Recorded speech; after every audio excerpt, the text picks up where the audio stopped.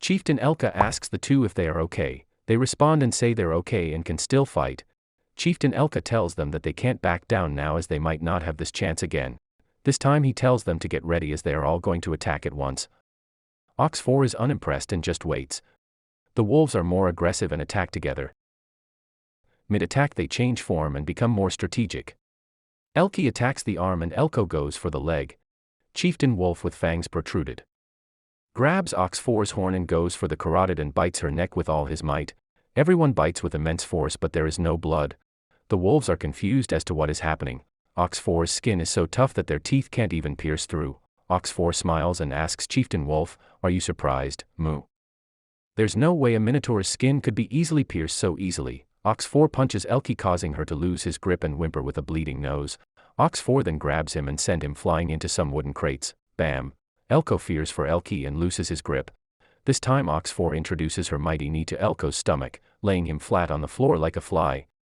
The chieftain increases his grip and doesn't want to let go, but Ox 4 pulls his hoodie and easily slams him on the floor, now immobilized.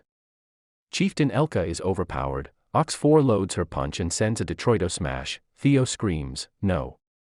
Elka's life flashes before his eyes. He remembers his grandpa once telling him that they are actually pure-blooded silver wolves, and when they die their spirits become one of the guardians of their tribe.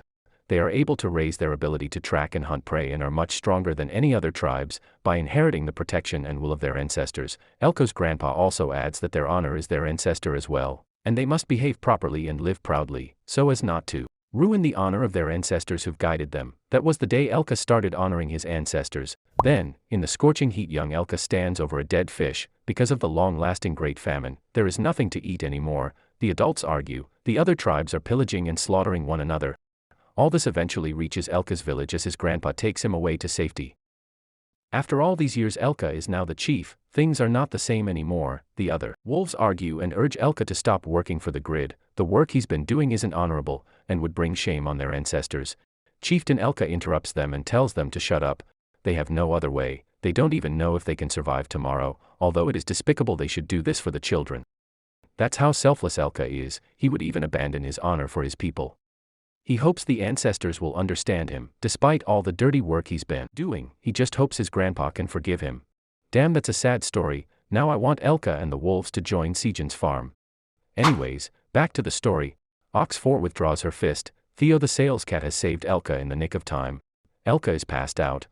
Ox 4 asks if she can continue breaking his legs so they can't follow them. Theo compassionately tells her that that's too cruel. He adds that they should just take them away to Sejin and he'll decide what to do to them. Back at the cave, both Sickle Rabbit and Kwang are profusely sweating and start panicking, as they do not know what to do. Sejin wants to feel if they are already done. To his surprise, it's a bold spot on his head. Sejin is lost for words. Queen Bee is also curious. After seeing Sickle Rabbit panicking and apologizing continuously, like a true leader Sejin really is, he tells him not to worry as everyone makes mistakes. Plus, who's going to see it? There's only one human here and the rest are monsters. He jokes and just puts on his hat. Deep inside, Sejin is self-conscious and sulks quietly in the corner. Mother Rabbit asks what happened and Sickle Rabbit explains.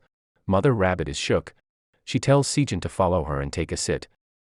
This time Mother Rabbit takes out a pair of scissors. Meanwhile, Aileen the tower manager is busy reading a book. However, she ran out of cherry tomatoes. Ever since she got big, the amount of food she used to get has gotten too little to satisfy her hunger. She needs some snacks and calls for Park Sejin. She even noticed that Sejin's appearance has changed. Sejin tells her that his hair has gotten too long, so Mother Rabbit cut it for him.